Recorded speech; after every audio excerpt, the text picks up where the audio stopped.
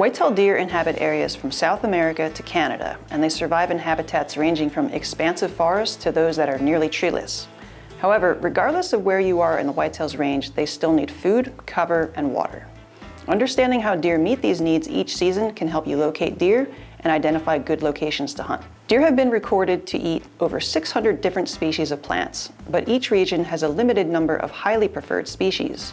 Wise hunters determine the locations of the most preferred foods on the properties they hunt, and then they key in on those areas for stand locations. Locating specific food sources can really increase your odds of seeing deer while you're hunting. First, try to locate some items that deer are clearly eating. You can do this by finding evidence of browse, such as missing leaves on a small tree or bush, clipped leaves and stems on an agricultural crop, or by finding recent deer scat in an area. Once you find this evidence, you know deer have been feeding in that area, so look for other areas on the land you're hunting with similar food sources. Deer browse on the leaves of numerous species of trees, shrubs, and vines. And fortunately, many of these plants also produce fruits that deer eat. These fruits are broadly separated into hard and soft mast. Soft mast is fruit with soft fleshy bodies and includes raspberries, crab apples, persimmons, plums, and others. Hard mast is fruit with hard bodies and includes things like acorns and beech nuts. Many hunters recognize that deer like acorns and apples, but far fewer realize the sheer abundance of soft mast produced by less obvious species like dogwoods, Virginia creeper, poison ivy, and others. A quick look through a tree and shrub field manual can instantly identify the fruiting species in your area, help you select a better stand site, and increase your odds of filling your freezer with venison. Keep in mind that deer prefer different types of foods at different times of the year, and you will need to adjust your strategy to fit their preferences. Early season, they may be feeding on corn or soybeans, then switch to acorns or persimmons.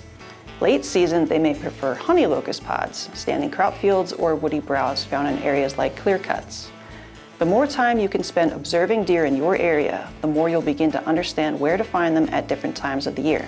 Food sources can be great places to hunt, and other preferred areas include travel corridors, trails, and funnels. Travel corridors are vegetated areas that facilitate deer movement between two areas. They may be a narrow strip of trees connecting two fields, a patch of brushy cover within an open hardwood forest, or countless other examples of specific plant species that encourage deer travel. Regardless of the vegetation present, travel corridors are excellent places to hunt. Aerial photos can be used to locate travel corridors and suggest potential stand sites. Follow this up with on-the-ground scouting to identify the exact location for your tree stand or ground blind. Trails are paths that deer frequently use in traveling. They can be great places to hunt, however, deer might not be using them during legal shooting hours. If hunting pressure is high or there's minimal cover, the majority of use may actually occur at night. Funnels are features within the landscape where normal deer travel gets funneled down to a much smaller and more defined path. These areas are also called bottlenecks or pinch points, and they can be exceptional places to hunt. Aerial photos and topo maps can be used to locate funnels and suggest potential stand sites. You can even create your own funnels. Food plots and agricultural fields are great food sources for deer and can be great places to hunt. From a stand site perspective, you can hunt right over the field and shoot deer as they enter it to feed. You can also hunt the trail that deer are using to get to that field. This is often preferred because deer that have been pressured may wait until after dark to actually enter those food plots and agricultural fields. The further back you can get on these trails that lead from bedding to feeding, the more daylight you're going to have on your side. The quickest way to make seeing and killing deer more difficult is to let them know they're being hunted. Hunters typically do this by spooking deer as they're going to and from their hunting stands. So try to be invisible and scentless with your entry. This alone can help you see more deer when you're hunting. Wind and scent control are extremely important to your efforts to avoid spooking deer. A deer's ability to smell is much greater than ours, and they view their world through their noses. To combat this, we need to always consider wind direction when selecting a stand site. If the wind is blowing from north to south, which is a north wind, you should select a stand site that is south of where you expect the deer to come from.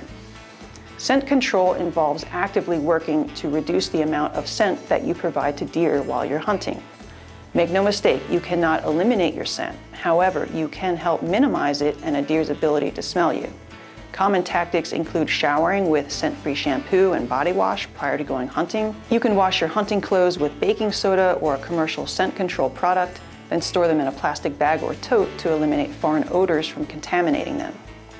Some hunters also purchase commercial scent control clothing that contains a charcoal-based liner to help control human scent.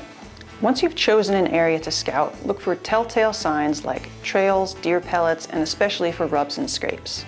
Rubs are areas on trees where bucks have removed the bark by rubbing their antlers. Scrapes are areas of exposed dirt under an overhanging branch that deer use to communicate with other individuals.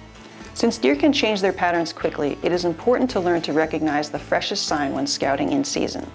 Recognizing these differences can give you insight into how deer are using the area right now and where you could hunt that day or the next. Areas where deer spend a lot of time, either feeding or bedding, will have a lot of deer pellets or scat. Fresh scat is softer and wet looking, whereas older scat will be dry and hard.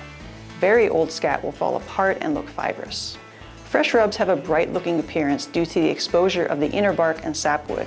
They stand out from the rest of the colors around them and may have shredded bark still hanging from them or laying on the ground on top of the leaves. Very fresh rubs will still have moisture present from the sap. If you find a cluster of rubs like this in or near thick cover, there's a good chance that a buck is bedding nearby, and this could be a great spot to hunt. Fresh scrapes will be cleared of older leaves and have fresh urine in them or tracks that were dug into the wet ground and haven't dried yet. They may also have fresh foliage from the licking branch laying in them. Rubs and scrapes are visited by both bucks and does. To see if deer are using food sources, trails, rubs, or scrapes during daylight hours and which direction they are coming from, you can either observe from a distance with binoculars or, if legal in your area, hang a trail camera. These cameras are fun to use, are great for introducing new hunters to the outdoors, and can greatly assist you with your scouting efforts. They can scout for you 24 hours a day, 7 days a week, and allow you to collect information while minimizing disturbance in the area. Scouting can be a lot of fun, and it can greatly enhance your enjoyment and success during the hunting season. For more scouting tips, visit the National Deer Association website at deerassociation.com, and good luck in the woods. Follow our socials at NYSDEC or head to our website at dec.ny.gov. To learn more, follow us on Facebook, Instagram, TikTok, YouTube, or head over to www.deerassociation.com. This video is part of the official NDA Deer Hunting 101 online course with Today's Hunter. For the full course, go to www.todayshunter.com/Deer101. This Deer 101 digital series has been a Bearded Buck production.